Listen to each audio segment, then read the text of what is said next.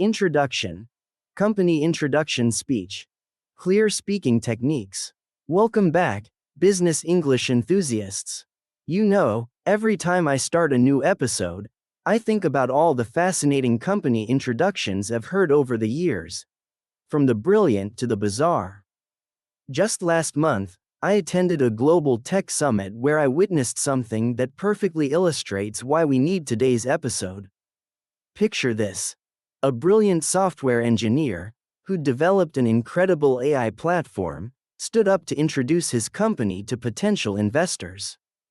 Despite having a groundbreaking product, he stumbled through his introduction like he was reading a phone book backwards. The crazy part? This happens way more often than you'd think, even to the most talented professionals. Let me share some eye-opening statistics with you. Did you know that according to recent business communication studies, you have just 7 seconds to make a first impression? And here's the kicker, in virtual meetings, that window shrinks to about 5 seconds. That's barely enough time to say, "Hello, my name is," let alone introduce your entire company. But don't worry, by the end of this episode, you'll be nailing those crucial first moments every single time.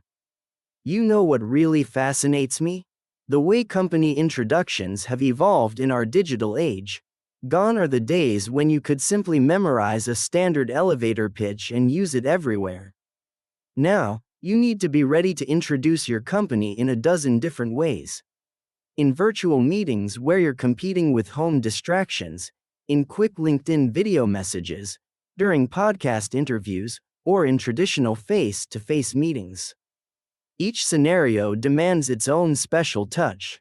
Speaking of special touches, let me tell you about a hilarious cultural mishap I witnessed. An American executive was introducing his company to a Japanese business group. He started with a joke about his company's rapid growth, crushing the competition. You can imagine how that went down. The room temperature dropped faster than a stock market crash. This perfectly illustrates why understanding cultural nuances isn't just nice to have, it's essential. But here's the good news. Mastering company introductions isn't rocket science. Think of it like learning to dance. At first, you might step on some toes, but with the right moves and enough practice, you'll be gliding across the business dance floor like a pro. Throughout today's episode, I'll share practical techniques, real-world examples, and yes, even some embarrassing stories from my own experience that taught me valuable lessons. Before we dive into the nitty-gritty, I want you to try something. Take out your phone right now, yes, right now, and record yourself introducing your company in just 30 seconds. Don't overthink it, just do it naturally. Keep this recording handy because by the end of this episode, you'll record another one, and the difference will blow your mind. Trust me, this before and after comparison will be both enlightening and entertaining. Now, buckle up, we're about to embark on a journey through the art and science of company introductions. From crafting the perfect elevator pitch to mastering virtual presentations, from handling technical jargon to reading cultural cues, we're covering it all. And remember, every expert was once a beginner who just kept showing up and practicing. Ready to transform your company introduction from, well, you see, to absolutely unforgettable? Let's get started. Part 1. The Company Description Basics. Now that we've set the stage, let's dive into what I like to call the art of company storytelling. You know how some people can make even a paper-clip company sound fascinating? That's exactly what we're aiming for. Think about it. Companies like Apple don't just say, "We make computers." Instead, they tell stories about thinking different and changing the world one device at a time. Let me share a quick story that changed my entire perspective on company introductions.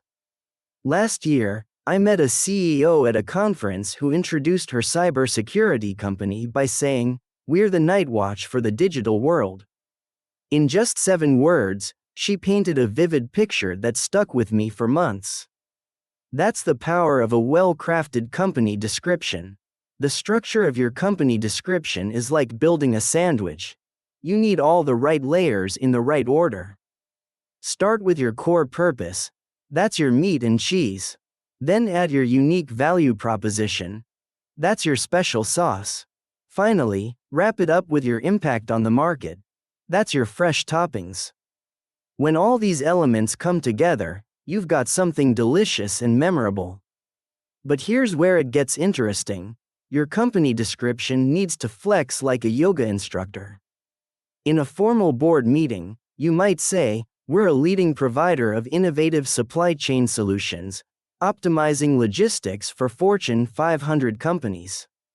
At a casual networking event, that becomes, "You know how frustrating it is when packages arrive late. We fix that for big companies."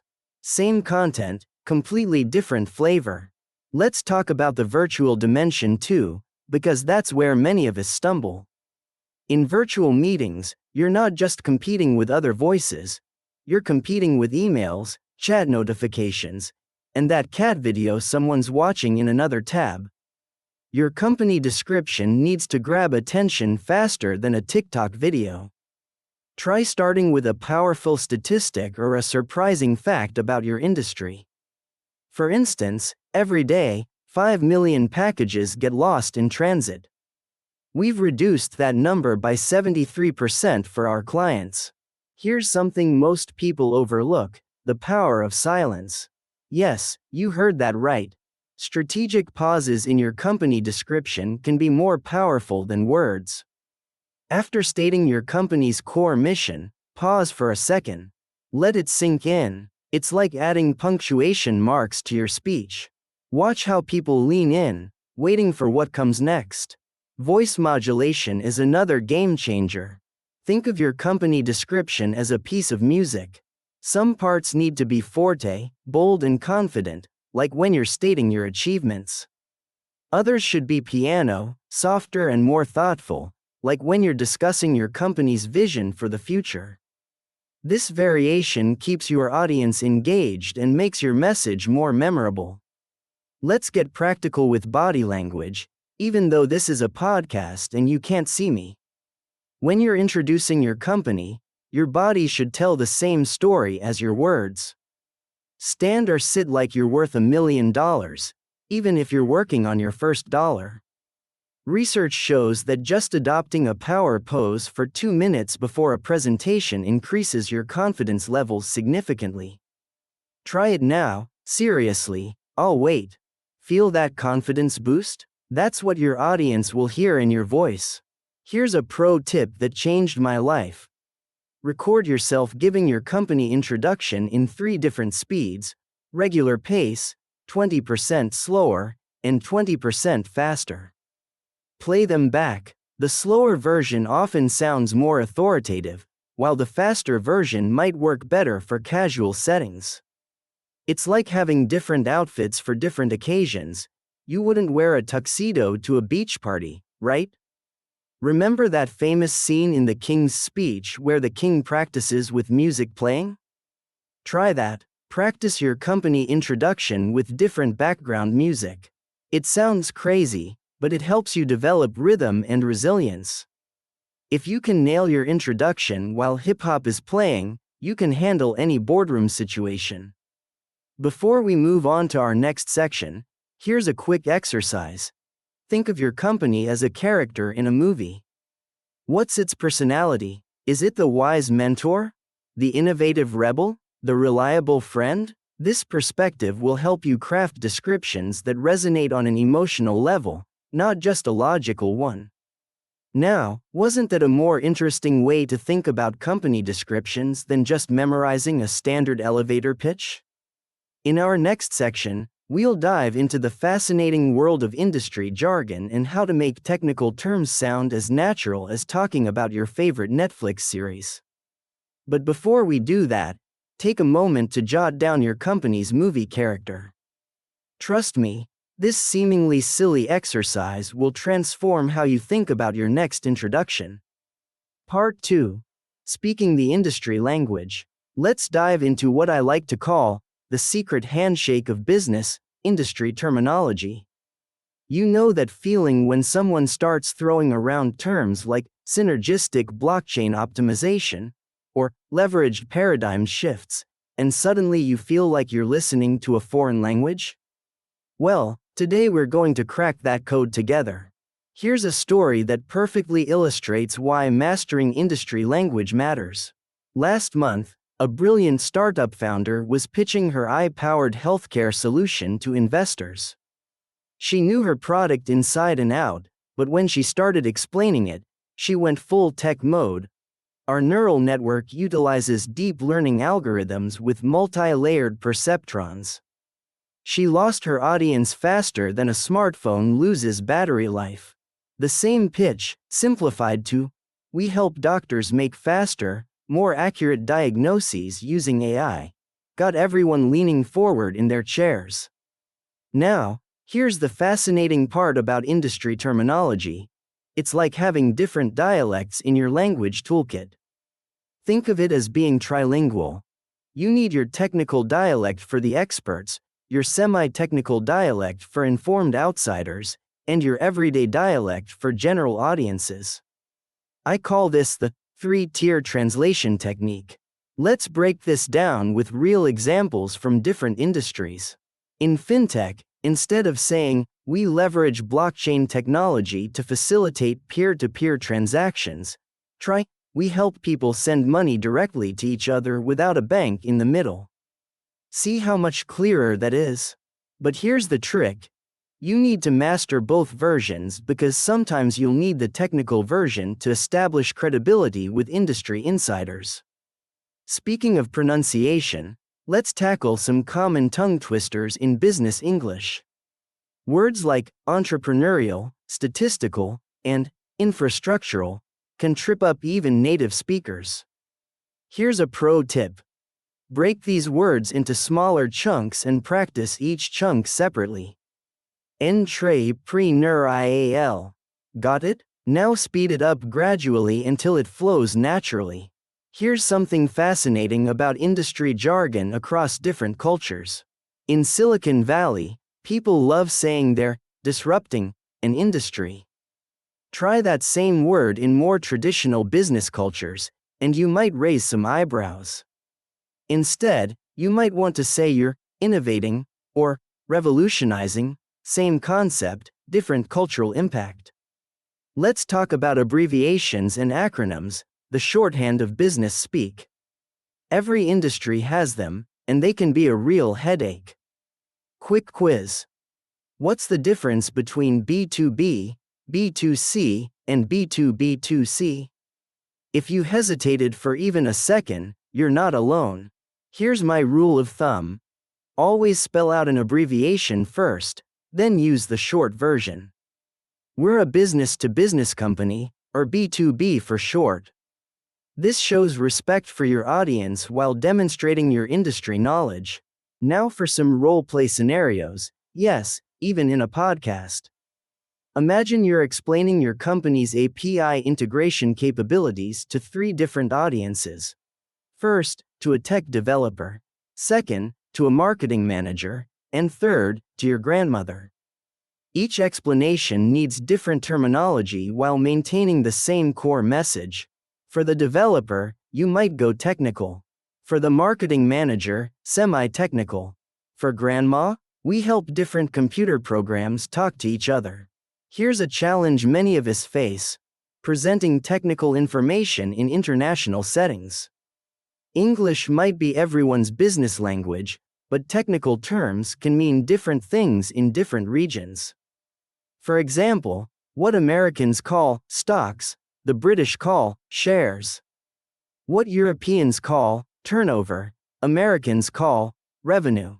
These subtle differences matter. Let's do a quick exercise.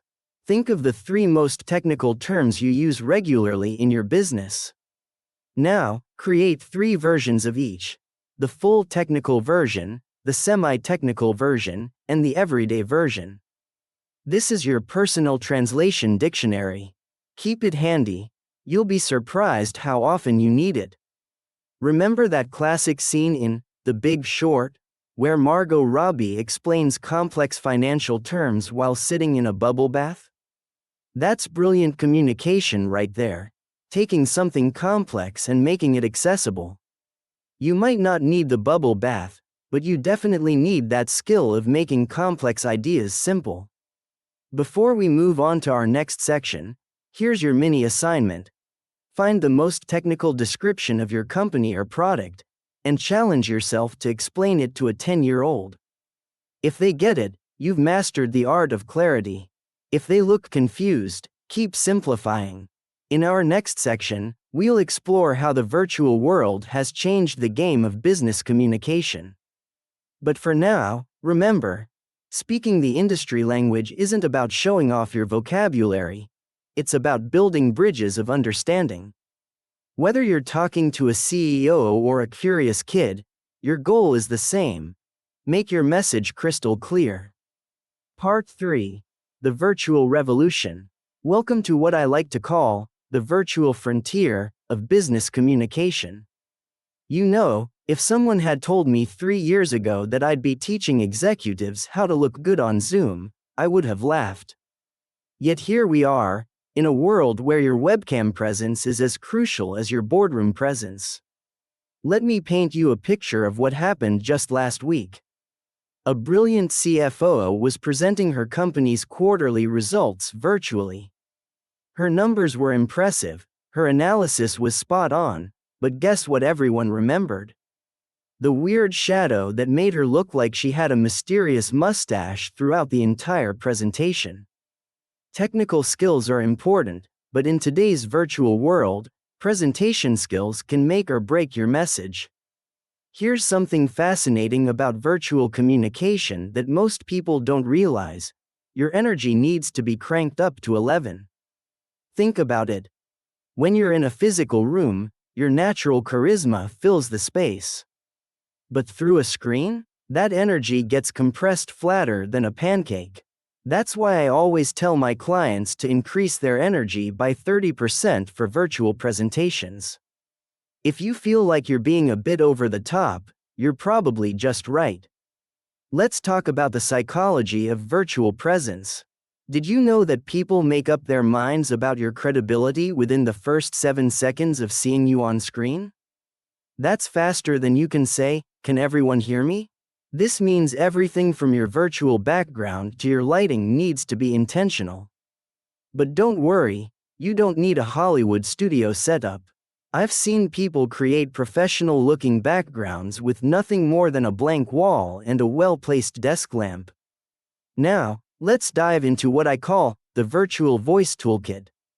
In person, you might rely on hand gestures and body language to emphasize points. In the virtual world, your voice needs to do all the heavy lifting. Think of your voice as an instrument. You need to master its volume, pace, pitch, and tone. Try this right now.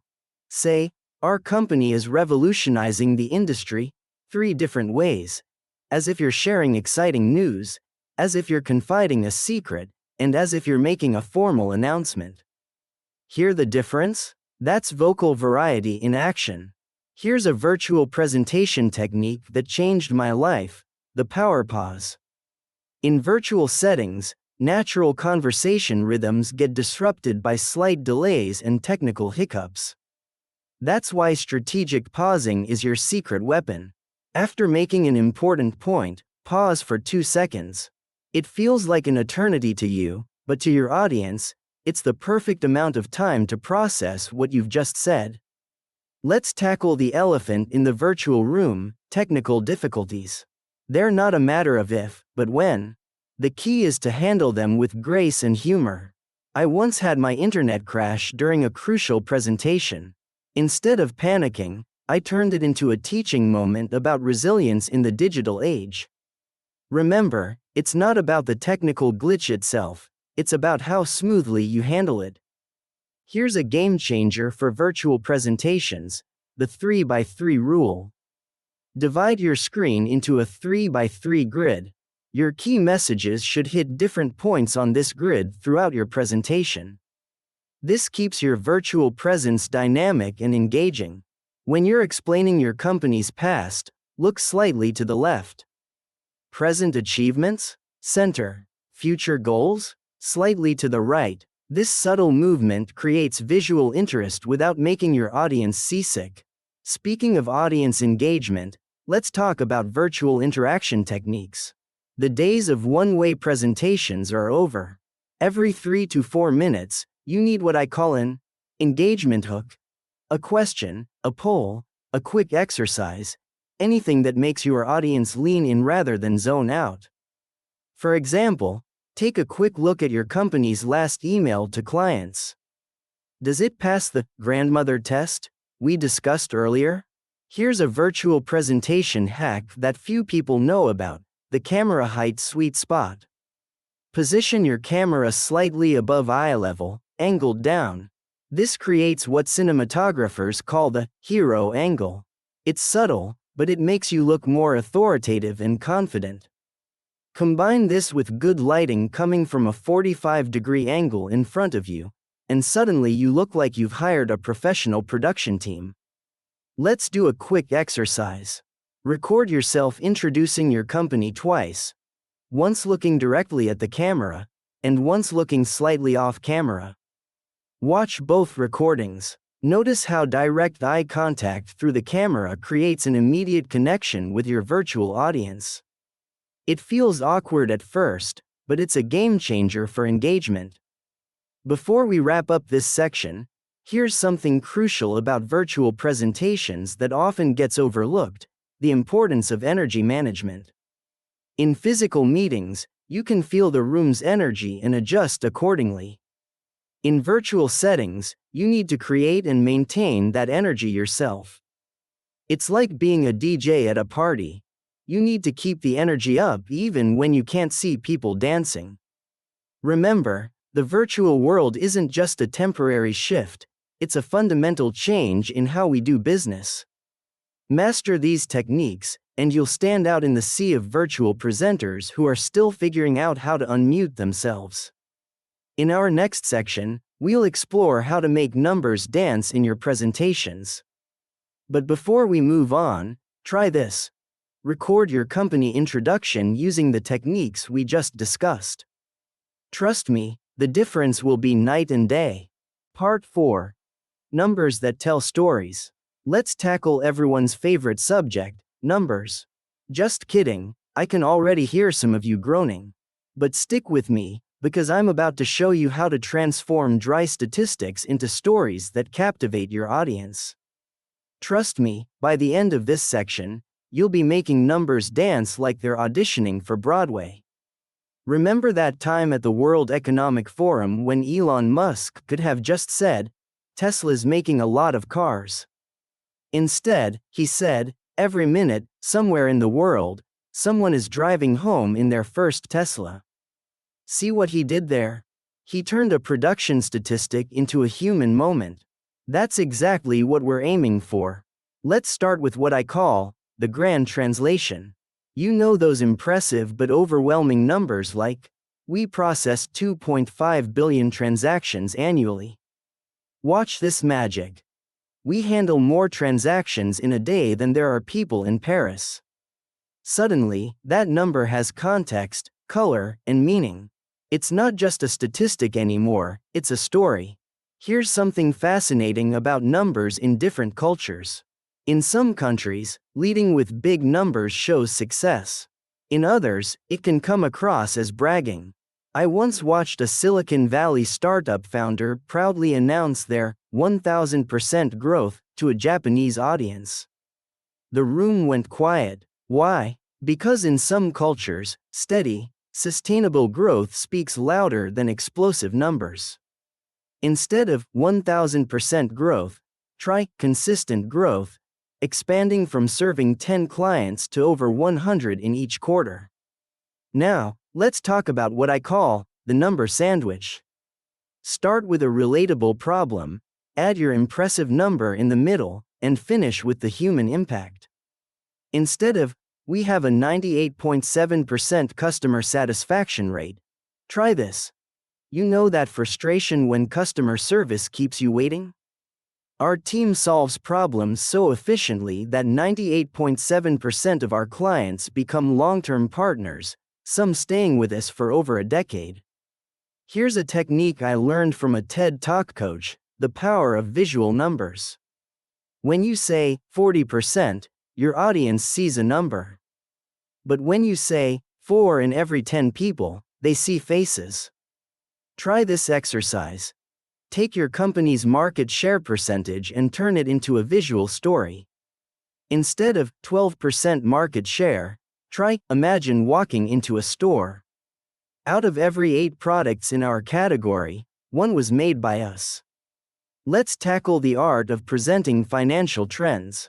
Most people make the mistake of dumping raw numbers on their audience.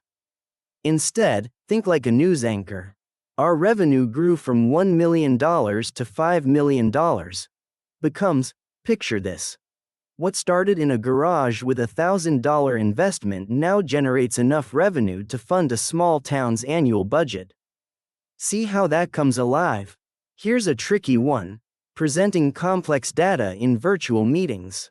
Since you can't rely on elaborate slides or physical presence, your verbal presentation needs to do heavy lifting. Break down big numbers into bite-sized chunks. Instead of, "Our software processes 1.5 terabytes of data per second," try, "Every time you blink, our system processes enough data to fill 300 HD movies." Let me share a personal story about numbers gone wrong. I once proudly announced that our platform had reduced error rates by 0.02%. Crickets. The next time, I said, "We catch the tiny mistakes that could cost a company millions." The difference in audience engagement was like night and day. Remember, small numbers can tell big stories if you frame them right. Now, here's something most people overlook: the power of silence after numbers. When you drop an impressive statistic, pause. Let it sink in. It's like serving a gourmet meal. You want people to savor it, not gulp it down. Let's talk about comparison techniques. Raw numbers rarely stick, but comparisons do. Instead of, "We handle 10,000 customer queries daily," try, "We solve more customer problems before lunch than most companies handle in a week." But be careful with comparisons, they should clarify, not confuse. Here's a fun exercise. I call it the time machine method. Take your company's annual figures and break them down into relatable time chunks. Annual revenue of $52 million becomes, "We generate enough revenue every week to buy a luxury apartment in Manhattan." Just make sure your comparisons are appropriate for your audience and industry. Before we wrap up this section, let's talk about handling questions about numbers. Always have 3 levels of detail ready: the headline number, the context, and the deep dive.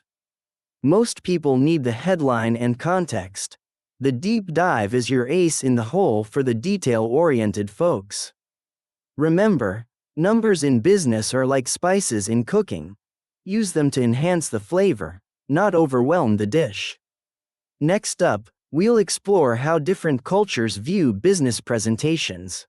But first, try this. Take your company's 3 most impressive statistics and rewrite them as stories. Share them with a friend who knows nothing about your industry. If they're intrigued, you've nailed it. Part 5. The Global Stage. Welcome to what I consider the most fascinating part of business communication: navigating the global stage. Imagine business communication as a world dance competition where everyone's dancing to the same song but with completely different moves. Some are doing the tango, others the waltz, and some are breaking out into K-pop choreography. Let me share a story that perfectly illustrates this. Last year, I watched a German executive pitch to a room full of investors in Singapore. He started with detailed technical specifications and hard facts, a perfectly German approach. The Singaporean investors kept glancing at each other, waiting for something that never came: the relationship context. See, in many Asian business cultures, The who often matters as much as the what. Here's what I call the cultural communication compass. In North America, it's perfectly normal to lead with achievements and bold claims. We're disrupting the entire industry. Gets heads nodding in San Francisco. Try that same line in Tokyo, and you might as well be announcing that you're planning to cause chaos. Instead, you might say, "We're honored to contribute to the industry's evolution alongside respected companies like yours." Let's dive into what I call pride parameters across cultures. In the US, saying, "I built this company from scratch," is a badge of honor. In many European countries, especially in the Nordic region, you might hear, "We've been fortunate to grow thanks to our talented team." Same achievement, different packaging. Neither is wrong, they're just culturally calibrated. Here's something fascinating about timing and pace. In some cultures, a rapid-fire delivery suggests enthusiasm and competence. In others, it can seem disrespectful or shallow. I once watched a British presenter rush through his company introduction to a Middle Eastern audience. The feedback? He seemed too busy to care about building a relationship with us. Now he uses what I call the tea ceremony pace: deliberate, respectful, and relationship-focused. Let's talk about the power of silence in different cultures. In Western business settings, silence often makes people uncomfortable. They rush to fill it. But in many Asian cultures, silence is a sign of respectful consideration. I've seen Western executives squirm during these silent moments, not realizing that they're actually positive signals. Now, here's something about hierarchy and titles that might surprise you. In some cultures, starting your company introduction with your own credentials is essential. In others, it can seem egotistical. In Sweden, even the CEO might simply say, "Hi, I'm Anna from Volvo." In Japan, your title and department are crucial parts of your introduction. It's like knowing whether to bow, shake hands, or do both. Let me share a brilliant example of cultural adaptation. A Silicon Valley startup was pitching to potential partners in South Korea.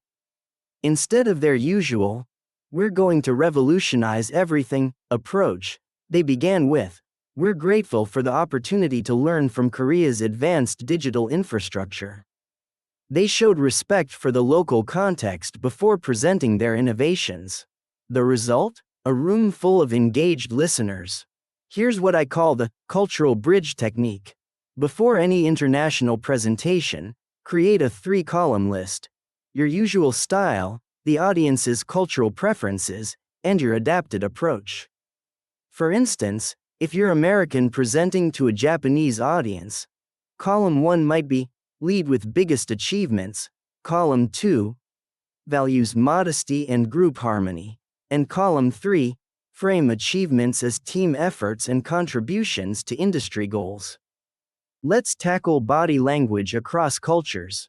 A firm handshake and direct eye contact might show confidence in New York, but could seem aggressive in some Asian contexts. Even your presentation stance matters. Standing with your hands in your pockets might be casual cool in California but can appear disrespectful in more formal business cultures.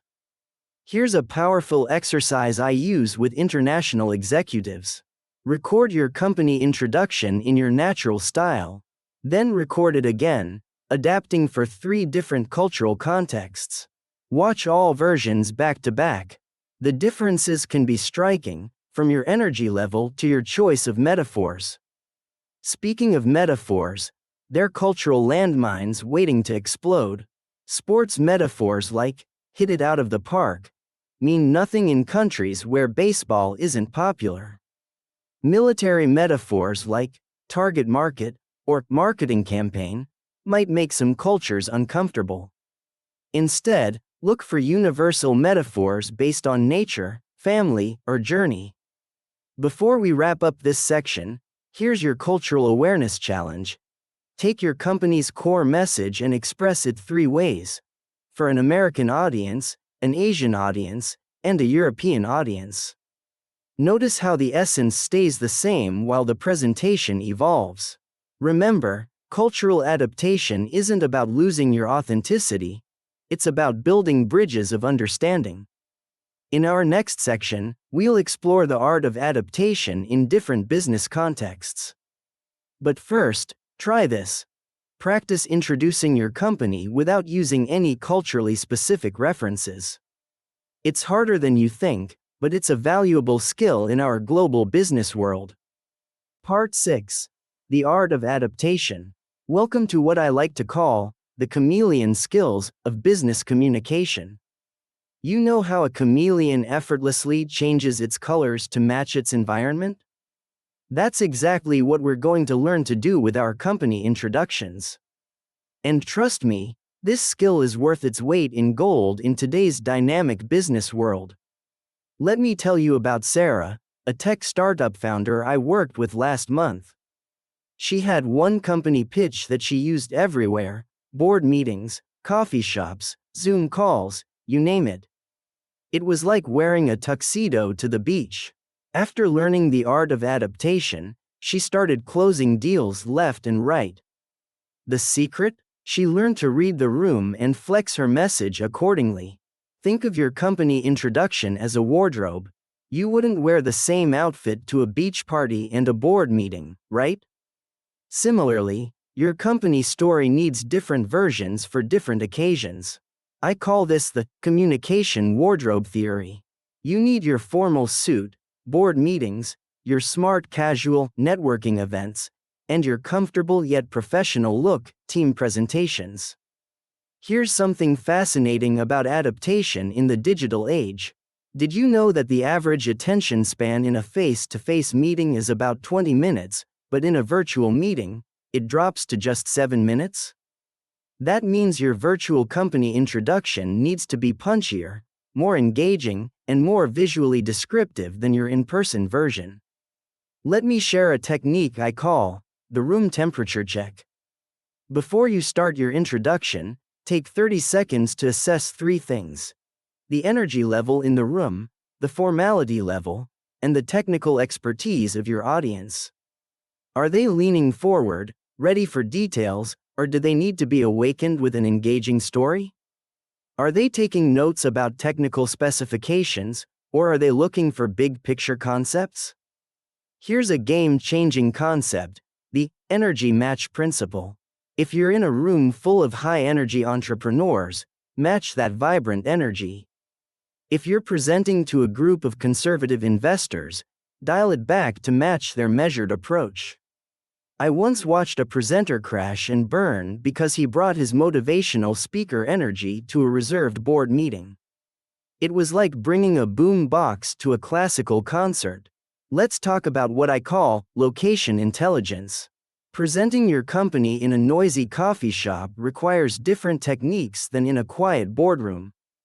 In a casual setting, use more gestures, speak with more animation, and keep your message concise.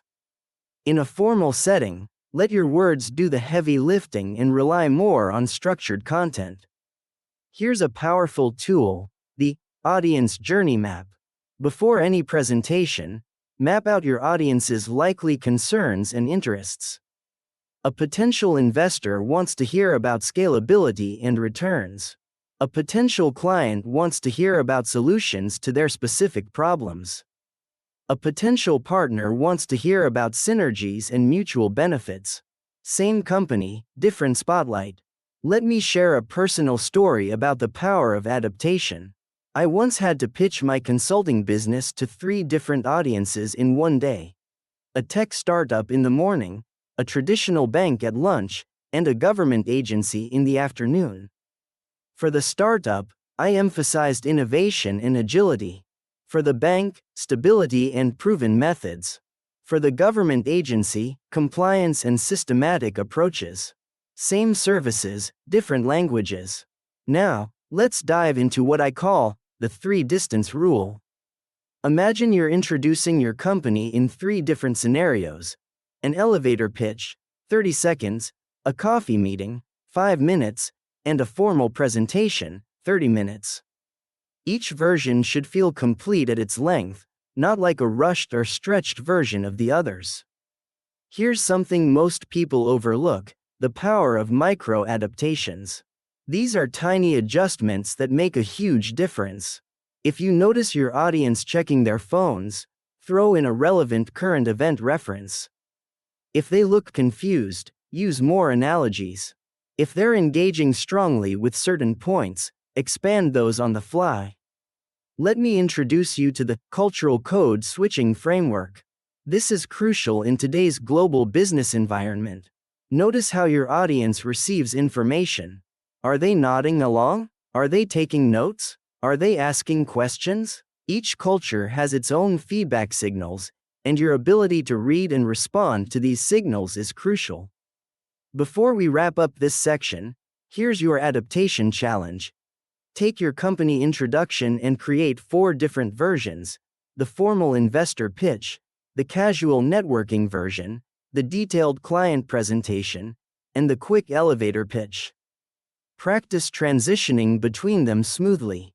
Think of it like a jazz musician who can switch between styles mid-song. Remember, adaptation isn't about being inauthentic, it's about being respectful and effective. In our next section, we'll explore practical application scenarios. But first, try this exercise. Record your company introduction, then watch it on mute. Your body language and energy should tell the story even without words. Part 7. Practice makes perfect. Now we're entering my favorite part of the episode, where the rubber meets the road. You've absorbed all this great information, but as they say in Silicon Valley, execution is everything.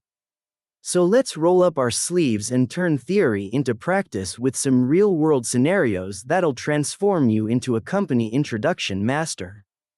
Let me share a behind-the-scenes story from a Fortune 500 executive training I conducted last week. We had a brilliant CTO who knew every technical detail about his company's AI platform. But when asked to explain it to a room full of potential investors, he froze.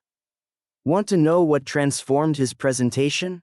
We used what I call the grandma to genius scale, practicing the same introduction for different audience expertise levels.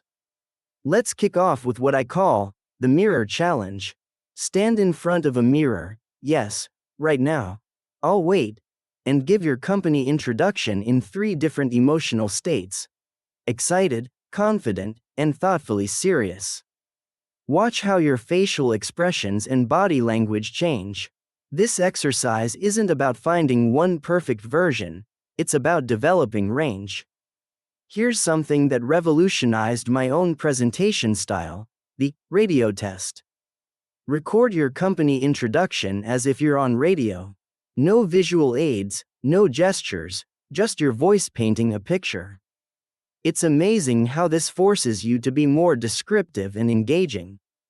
One of my clients, a fintech startup founder, discovered she was relying too heavily on slides after trying this exercise.